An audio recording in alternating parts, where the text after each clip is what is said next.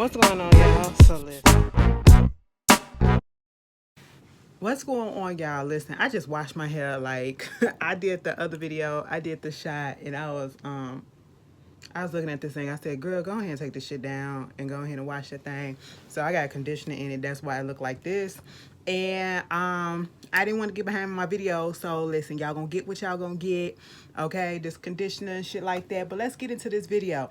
We got the new series, or I should say, the third part to the Power universe, as they put out when Power first come on, or I should say, when this episode first come on. It literally starts off with Power Universe. I said, come on, MCU. That's what they acting like. And you know what? On the one hand, I am kind of happy that they doing it like this. But baby, this shit is distracting. I should put my thing on. But anyway, fuck that. Um, so we get into Brazen Kanan. Okay, and at first I wasn't really sure about whether or not I wanted to review this or whatever, but people have been wanting me to. But you know, since I've been doing the whole thing with the Power Universe, I might as well just go ahead and continue it. When it comes down to the Law one, I probably not gonna review that, so don't even look for it. But Raising Cain, this is season 1, episode 1, and we start off in 1985. We see Kanan is getting his ass whooped on the playground, okay? Two little boys just being bullies, whooping his ass. And I will have to say this. Kanan, adult Kanan, is narrating it, okay? You know, for the most part, he's narrating his first episode, which I like so far. Um, Giving us background and stuff like that. But Kanan, look, Kanan in 1985 is getting his ass whooped, okay? You know, Jukebox, remember Jukebox for the regular Power, who was his cousin, who was the cop, who was a dirty cop, you know, she was his ride or die. That's his right hand man, okay? And they holding her back, so she can't help them. And you know, because she's a girl, of course, I guess they don't want to hit a girl. But at this point, if they would have let her loose, I feel like she would have fucked their asses up too. But Kanan, I will have to say this: even though he was getting his ass whooped, he refused to stay down until the last time. All right, he got back up at least 2 or 3 times, tried to go for him, and I was mad. Why you push him? Knock their ass out, punch him or whatever. But of course, you know, after the last time, he gets up and he runs away. And like they said in the narration, the worst thing you can do is run away. And you got Jukebox calling him, "Get back here, get back here, get back here," whatever. And so, you know, basically, Kanan comes from a drug running family, all right? A family full of hustlers. You got his mama, when you come in there, she's sitting there with her boyfriend, High Post, who he said will be dead within a year because somebody gonna come out there and kill him. And he actually liked him. You know, they sitting there separating drugs and weighing it and all that stuff. I said, right there in the open, and you don't care what the kids see? All right, you know, open door policy up in this bitch. We don't keep secrets. And so you know, he running upstairs, getting into bed crying and things like that. And you know, High Post was like, "Do you want me to talk to him?" The mama was like, "No, I got him." And so she go up there, and you heard what he said. He said, "Not everybody's meant for the South Side." She was like, "But my kid is." Okay, she gonna toughen that nigga up. That's what she's saying. I ain't finna have no little punks around here. That's basically what her memo is. You know, her attitude sort of is. But you can tell she do love her son. She got up there and she was like, "What you up here crying? What happened to you?" These two boys or whatever, they beat my ass, they took my money and they jumped me. You was flashing your money around, I told you not to do that. No, I didn't do that. They just jumped me and they took my money and all this. And it was like, okay, well, get your shit together. Let's go back down to the park. Mind you, she went and got a sock and started putting like batteries and stuff in there. And as soon as I seen that shit, I said, I already know what's about to fucking happen. Baby, they went down there to that park. She pulled up and let me tell you something. The 80s fashions on some of the women's back in the day, I said, mama looked sharp. Mama looked like she was up to no goddamn good. Like she demand goddamn respect. She stood there. She said, now you go take care of them or I'm going to take care of you. And then you can't get away from me. That's what you need to do. I said, oh, since you put that ultimatum out, he was like, fuck it, let me go do what I gotta do. She was like, go ahead. Smoked her cigarette. He went over there while they was up in that little circle and he started welling on their asses. Bitch, by the time he got through beating their ass, that goddamn sock was red. It was white when we first started off. It was red afterwards. I said, damn. They said that's how he gained respect after that. You know, everybody knew who he was. So then we move up to 1991. Okay, he's at school. It's a teacher conference with his mom and him, basically trying to get him into this new Stuyvesant high school that is basically for smart kids, and it can help him a little bit more, give him probably a little bit more challenge. And of course, he don't want to go because he's comfortable where he's at. His friends are all the way here. And, the principal took it upon herself to fill out the application for him to take the exam. Mama just had to sign it. Mama was all the way here for everything that was about to happen. And, she had to tell him, this is where you gonna go, okay? It is what it is. She was into astrology and stuff like that, but she was like, this is where you gonna go. His thing was, I want to have to wake up early, take the bus, and then take the E-train all the way down there. She said, listen, you're gonna get your ass up in this. Then we see him up in the lunchroom. Well, first he go up in there to talk to get Jukebox. And if you know, Jukebox character was played by Anika Noni Rose, okay? And we know that she can sing. So, of course, that's why they call her Jukebox, because she got the voice, and she was up in there showing her talent off, and he was just saying the relationship between him and Jukebox is basically that's his best friend. That's the only person that he ever truly really loved, like that. But then when we see him in the lunch line, it's this girl, Davina, that comes up. Mind you, she's played by, bitch, what was her name up in Greenleaf? What was the black girl's... Damn, did I forget their names like that? Jacob's daughter name. Zora, little Zora, okay, Davina. I said, all right, it's nice to see these people still out here acting and getting roles, okay? And they just chopping it up. Oh, I seen your mama up in here and you look just like her. And it was like, I don't know what my daddy looked like. He could be an ugly motherfucker. But I seen, they said your daddy was a hustler out here. And they really don't let hustlers that's ugly get big time like that. So, and you cute anyway. So, of course, this is a girl that he been trying to get at, he go over there to his crew. Jukebox go over there with him. You got this Puerto Rican dude that's saying nigga, nigga, nigga. I was sitting here like, and y'all gonna give me the excuse. Well, that's what they do up in New York. I don't like it, so I don't care. Moving on from that, he's fascinated with what's going on with Davina. Of course, Davina, since he got this big crush and hard on for her, he realizes that he gonna have to keep on fighting for her, or he gonna have to do something because she do got a boyfriend. She with the boyfriend that can dress, and that's the popular dude in the high school. And Jukebox was like, when you gonna let this shit go? He was like, never. When did she ever give you the chance? Never. He been crushing on her since the 2nd grade, okay? And he just basically said he ain't never finna let that crush go.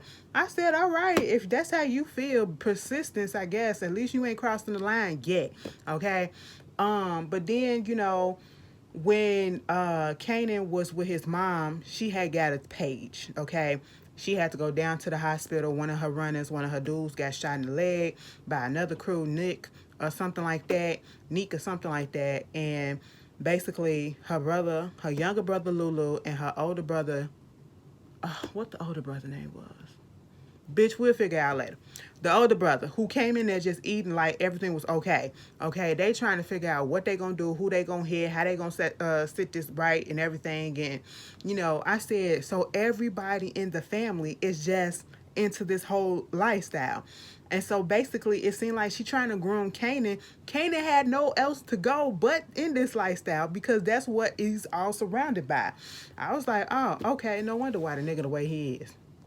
So, we see, Kanan and Jukebox, they at this little spot, like little eatery or whatever.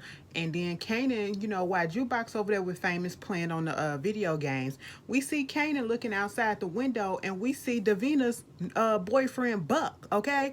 Mind you, he's out there with one of the biggest drug dealers out there besides his mama, Unique. Unique is the one that came in on Raquel's, which is Kanan's mama name, territory, and shot up old boy that was in the hospital.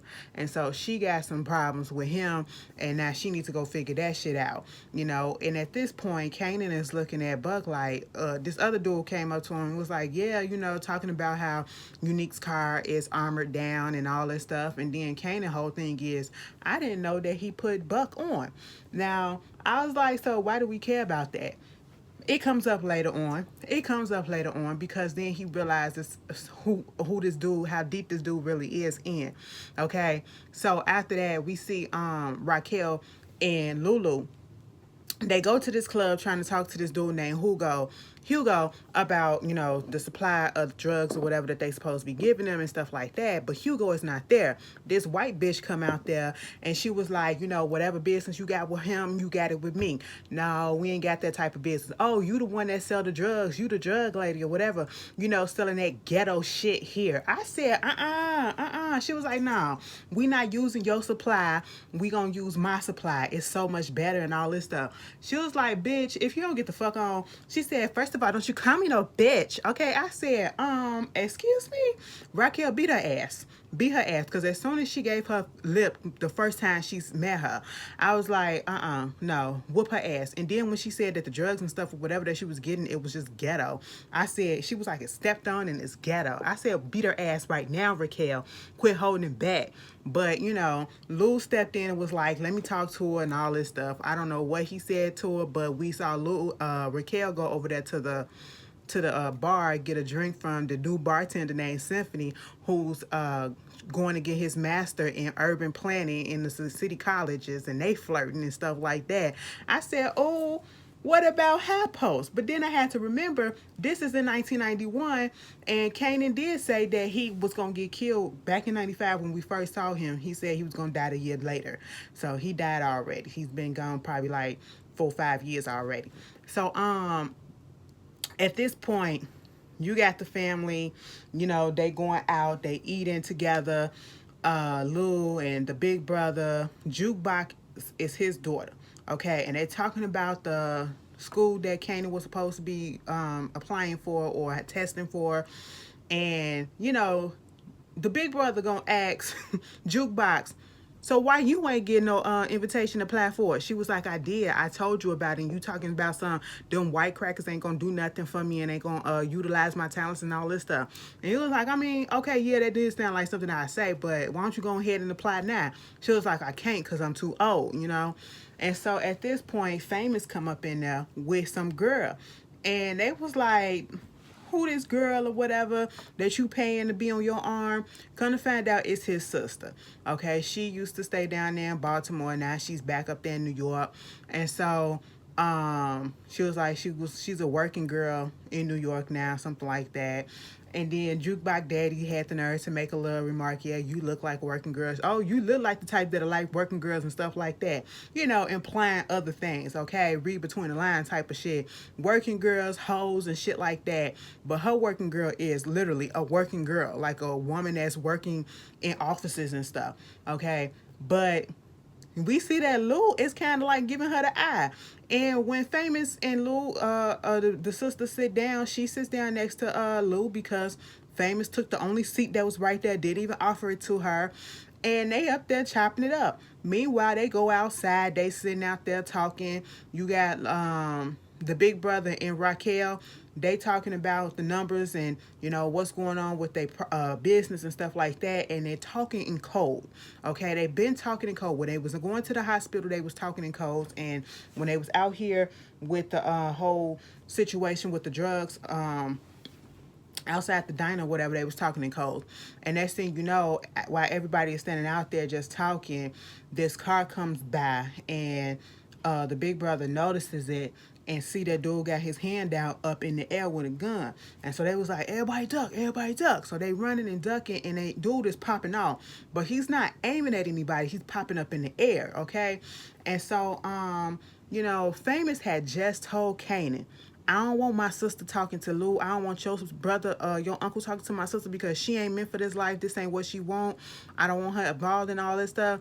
And they talking about some, boy, you've been trying to get a part of our family forever since you was 4th grade, okay? So, like, chill the fuck out. This how you get in. Let it go. And, of course, because Lou protected Jessica, Jessica is like, wow, nobody's ever did that for me. No man's ever done that for me. I said, oh, shit. Here we go. Then at home, Kanan is talking to his mom. She was trying to make sure he was okay. He's deep in thought, and basically like, I know exactly what it is that y'all doing, okay? And I know who hit us up because when the car left, that car that started shooting, when it rolled past, the person that turned around and looked out the window in the back, that was Buck.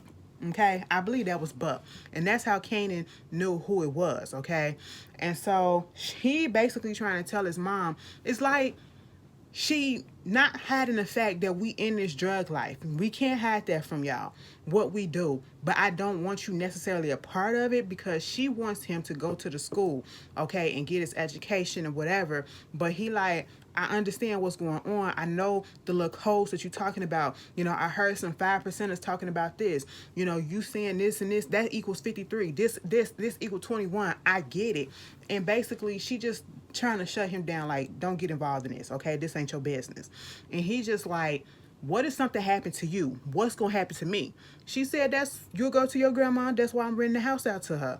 And he was just like, I don't want nothing to happen to you. I don't want you to die. And that tear that came out, for some reason, y'all, for some reason, it touched me. Okay, I was sitting here like, oh, y'all doing it to me already.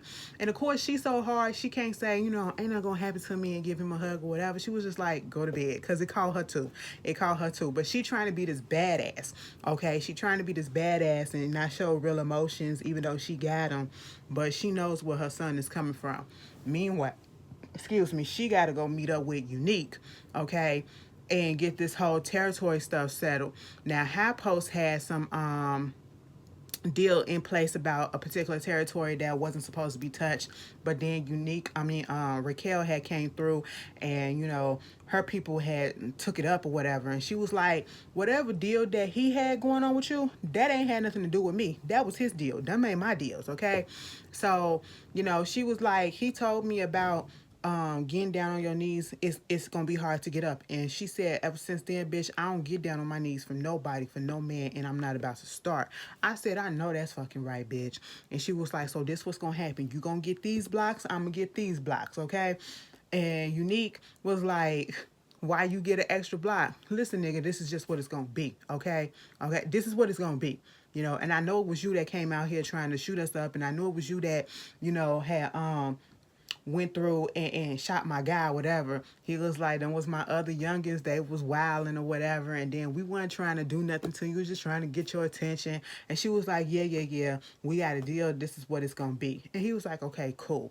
Mind you, Unique is played by Joey Badass, okay? Let me just tell you this. I know more so about Joey Badass acting than I do about him. I have never heard a song from him. And if I have, I don't remember it and I don't know the name of it. But I can name you some roles that motherfucker has been acting well in. I said, and he just won an Oscar. I was like, that's how you get your checks. Go ahead, boy. So Kanan go take the test, right?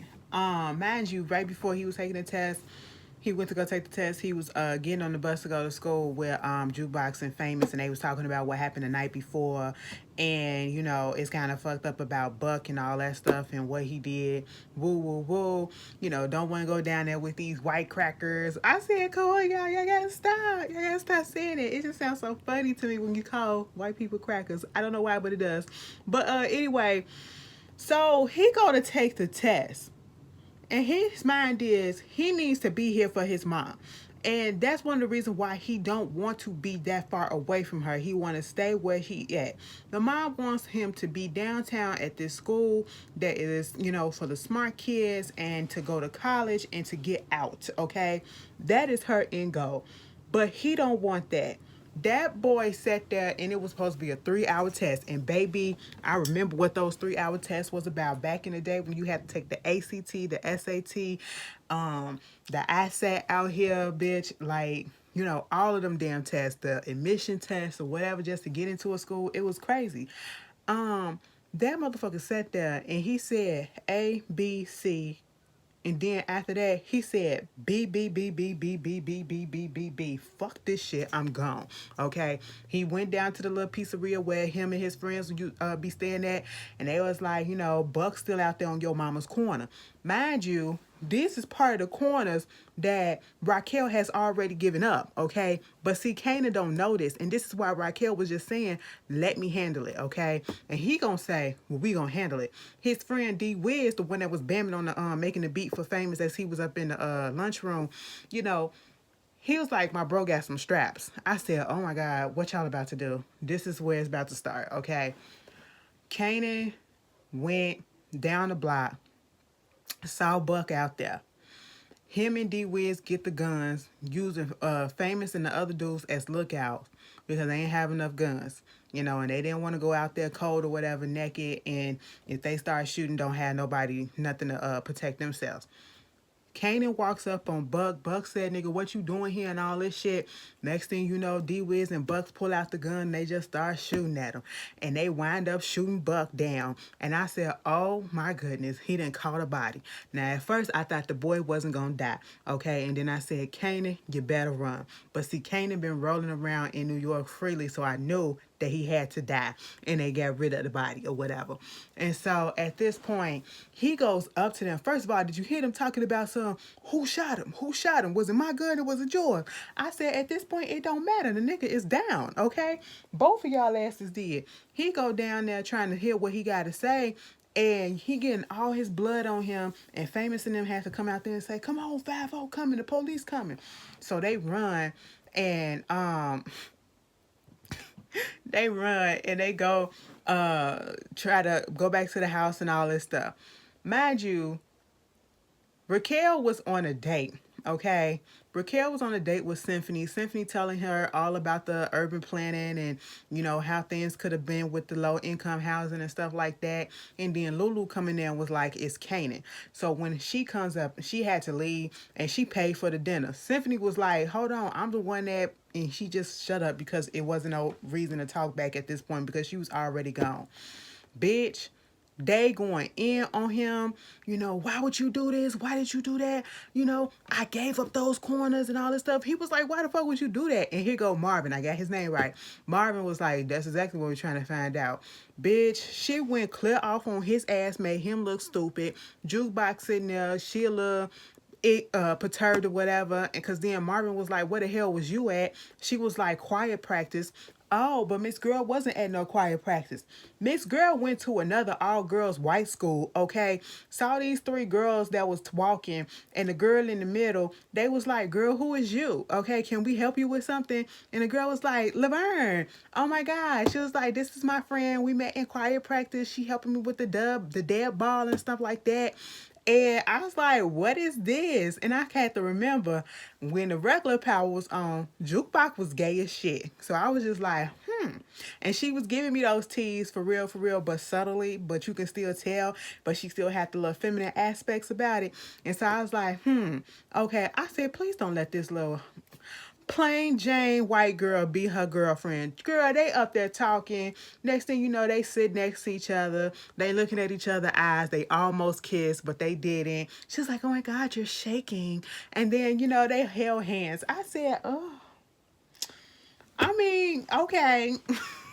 Well, I had to be a white girl. Mind you, was that Lou that was fucking that white bitch from the club? And then they microwaved her dog. They microwaved her dog. I said, what in the urban legend is going on? I said, not Bella. Bella didn't have nothing to do with this shit. Y'all did not have to do that. All y'all pet lovers, y'all heart just broke. Y'all heart just broke, okay? I know it did. But anyway... So they trying to get Kanan together, and Raquel was just basically like, you need to do what you gotta do. This is why I was telling you, you don't know nothing, okay? Let me handle it. We was already handling this stuff. He was like, I didn't know that you gave up those corners. And she was like, because you wasn't supposed to. You supposed to go down there and get into this school. You supposed to go to college. You supposed to do better. You supposed to get up out of here. And he was like, nigga, first of all, I'm grown. You can't tell me what to do. Second of all, if I was supposed to do all this, you would have just went on ahead and sent me to grandma's house, okay? But you kept me here. So which one is it? Do you want me to be here or do you want me not to be here, okay? And he called her ass up on that one. And he left. They was like, you got to burn that t-shirt, okay? Because... when he bent down to see what Buck was trying to say while he choking on blood, Buck had grabbed his shirt. And I was just like, oh no. He's still walking around with the shit on. I said, nigga, you need some training if you're going to be up in this game, okay? It's a lot of sensitivity that's going on right now. Y'all need to buck that shit up. Jukebox got more heart than everybody, to be quite honest. So Raquel is down at the table. Kanan decides to come down there to talk to her. She said it ain't the time yet. Go take the trash out, okay? So when he go take the trash out, girl, here come Unique and them. His crew, they did a drive-by on Kanan. Of course, Raquel had to run out there to, lick off some shots and stuff to protect hers. And then the police come out there, and we get introduced to another new character played by my apps, Officer, or I should say Detective Malcolm Howard, okay? Basically let us know that Kanan got a bounty on his head. His whole crew basically got a bounty on their heads, and hey, this is what we gotta look forward to, okay? So after that, they do that little meetup. It was real nice that, Kanan, of course, given that Jukebox and Kanan are really close, yeah, he did know about the white girl. So, that was nice. At least she could tell somebody, because I'm pretty sure she haven't told her daddy anything. Meanwhile, they do have a meetup with Unique, okay, Raquel and Unique, and he basically said it's fucked up what happened, because she was trying to give him some money for Buck's funeral and stuff like that, and was like, ain't no money gonna take up for what you did and all this shit. I want all them corners that we did just split. Ain't no more splits or nothing. They all mine. See, this is what happened when I said that broads talking about women shouldn't be a part of the game, because y'all just basically let y'all emotions run wild, especially when it comes to y'all offsprings. And she was like, don't act like you don't love your son, your child, any less than you love than I love mine.